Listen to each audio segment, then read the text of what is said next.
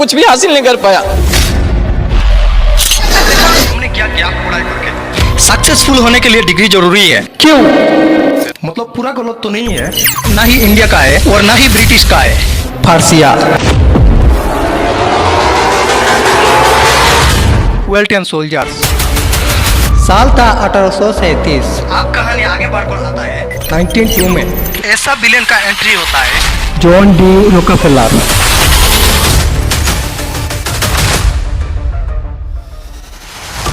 कौन कहता है एक चाय बेचने वाला रोज रॉयल नहीं खरीद सकता है? देखो पहले मैं कहा था और अब कहा हूँ, मेरे जैसे कुछ हटके लोगों का सब कुछ हटके ही होता है। जब आपने तैयारी शुरू करी आप कितने साल के थे? सर उस समय हम 18 साल के थे और अभी हम 30 साल के हो गए और मैं कुछ भी हासिल नहीं कर पाया।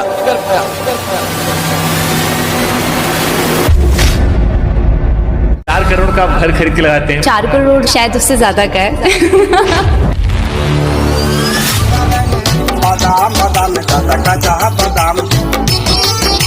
डोली चाय वाला टोटली एक अनएजुकेटेड पर्सन जो क्रूरो की रोल्स रॉयस और लंबरगिनी में घूमता है, बिल गेट्स के साथ कोलैब करता है। और ये करते क्या है, ये चाय बनाते हैं। और आप क्या करते हो, दिन भर पढ़ाई करते हो और ये सोचते हो कि बस एक 20 से 30 हजार सैलरी की ढंग से एक नौकरी मिल जाए। बस आप कॉलेजेस में डिग्री लेने के लिए दिन रात एक करके पढ़ाई कर रहे हो, पब्लिक ट्रांसपोर्ट पे रोज धक्के खा रहे हो।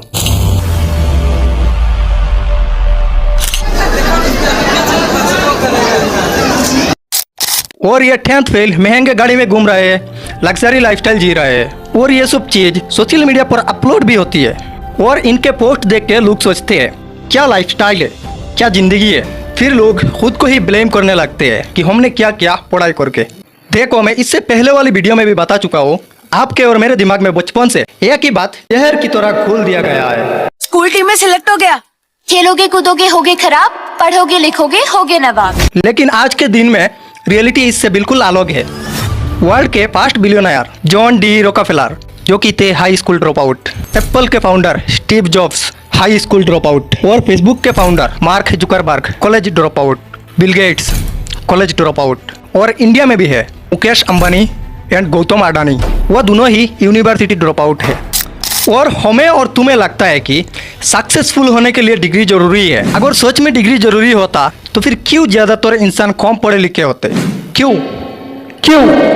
There's no need even to have a college degree at all, or even high school. You know, if you look at, say, people like Bill Gates or Larry Ellison, Steve Jobs, these guys didn't graduate from college. But if you had a chance to hire them, of course, that would be a good idea. क्यों ज्यादातर student इतना पढ़ लिख कर भी successful नहीं हो पाते?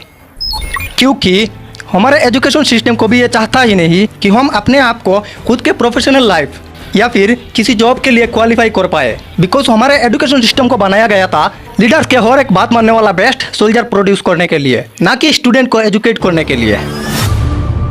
मतलब तुम इतने सालों में से जिस सिस्टम के अंदर पढ़ाई कर रहे हो वो है इंडियन एजुकेशन सिस्टम, और इंडियन एजुकेशन सिस्टम को भी स्टूडेंट के लिए था ही नहीं।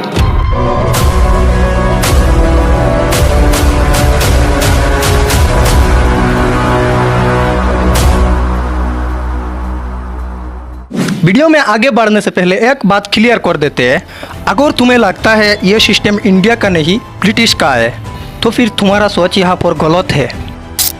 मतलब पूरा गलत तो नहीं है, क्योंकि यह बात सोच है कि इस सिस्टम को ब्रिटिश ने ही इंडिया में लाया था। लेकिन असल में यह सिस्टम ना ही इंडिया का है और ना ही ब्रिटिश का है। यह है असल में फारसियन एजुकेशन सिस्टम। फारसिया तो नहीं है, फारसियन एजुकेशन सिस्टम। इस एजुकेशन सिस्टम के फादर है फारसिया।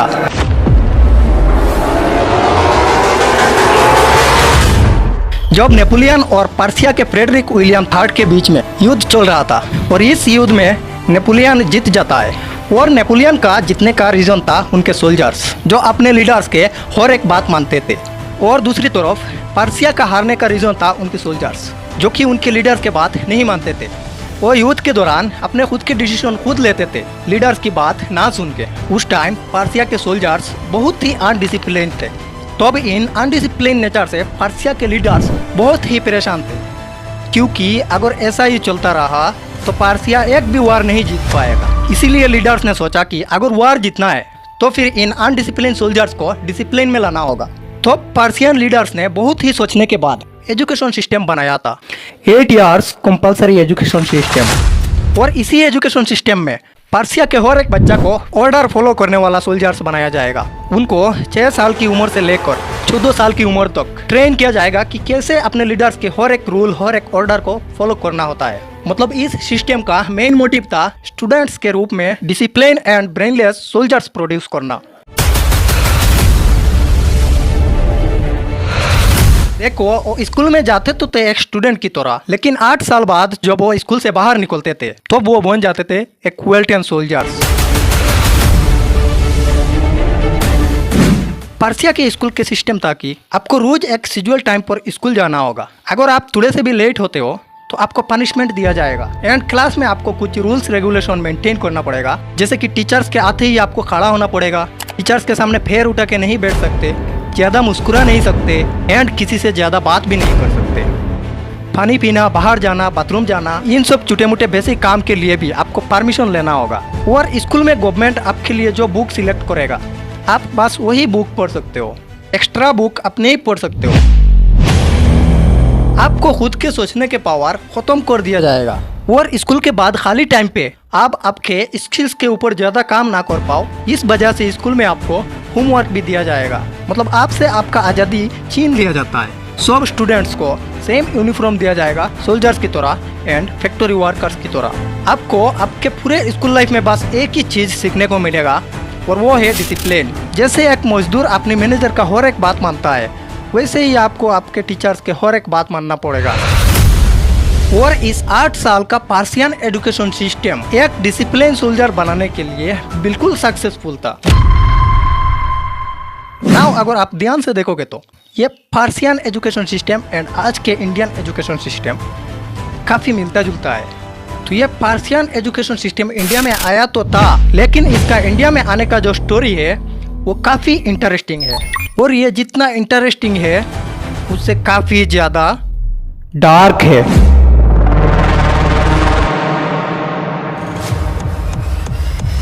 साल था 1837 और इस टाइम पे अमेरिका के एजुकेशन सिस्टम उतना ज़्यादा डेवलप नहीं था। तो इसीलिए अमेरिका के एजुकेशन सिस्टम को डेवलप करने के लिए मैसाचुसेट्स में बोर्ड ऑफ एजुकेशन बनाया गया था और उसके सेक्रेटरी के दौर पर चुना गया था फेमस पॉलिटिशियन हॉर्समैन को। फिर उसके बाद हॉर्समैन वर्ल्ड टूर पे निकले एक अच्छे एजुकेशन के खोज में। और इस दौरान हॉर्समैन पर्शिया जा पहुँचे और पर्शिया के एजुकेशन सिस्टम को देख के हॉर्समैन को ये एहसास हुआ कि मैं एक्चुअल इसी चीज़ की तलाश में था। फिर हॉर्समैन अमेरिका वापस आ गए और 1852 में पर्शिया के साथ बहुत ही मिलता जुलता एक एजुकेशन पॉलिसी हॉर्समैन ने अमेरिका के सामने प्रोड्यूस किया। अब कहानी आगे बढ़कर आता है 1902 में, जब एक ऐसा विलेन का एंट्री होता है जिसने अपने खुद के फायदे के लिए पूरे एजुकेशन सिस्टम को नष्ट किया था, जिसके वजह से 1902 के अमेरिकन एजुकेशन सिस्टम को लेके आज के डिजिटल इंडियन एजुकेशन सिस्टम तो पूरा खुखला हो चुका है। और ये विलेन है जॉन डी रॉकफेलर।